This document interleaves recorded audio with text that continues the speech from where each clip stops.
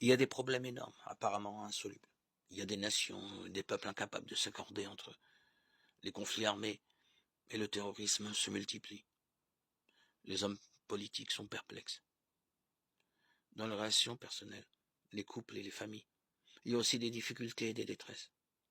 Personne n'est en mesure de changer le caractère de son prochain.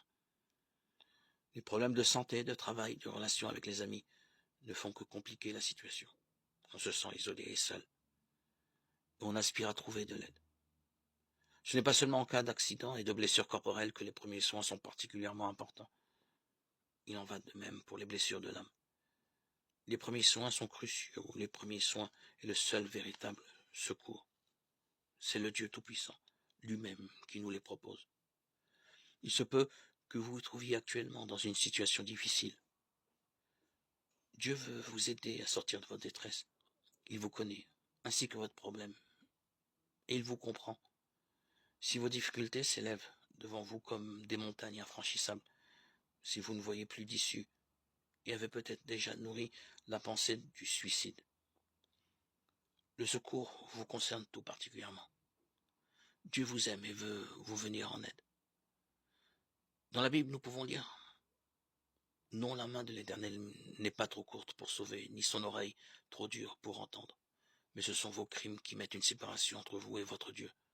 Ce sont vos péchés qui vous cachent sa face et l'empêchent de vous écouter. Ésaïe 59, 1, 2. Le Seigneur Jésus-Christ veut nous donner une nouvelle vie. Il dit: je vis et vous vivrez aussi. Jean 14, 19. Il est le Fils de Dieu et le Sauveur. Durant le temps de sa vie sur terre, il a montré son amour et sa miséricorde envers de nombreux malades, des pauvres et des faibles. Mais son aide allait encore plus loin. Il a donné sa vie sur la croix pour nous. Ses ennemis l'ont cloué sur la croix et l'ont mis à mort, lui qui était innocent et sans péché. Sur la croix, Jésus a pris sur lui-même tous nos péchés. Et il a subi le châtiment que nous avons mérité. Il nous a réconciliés avec le Père céleste. C'est vrai. La main de l'Éternel n'est pas trop courte pour sauver. Jésus-Christ l'a prouvé. Son secours est réel. Par lui, nous avons le salut, le pardon de tout péché.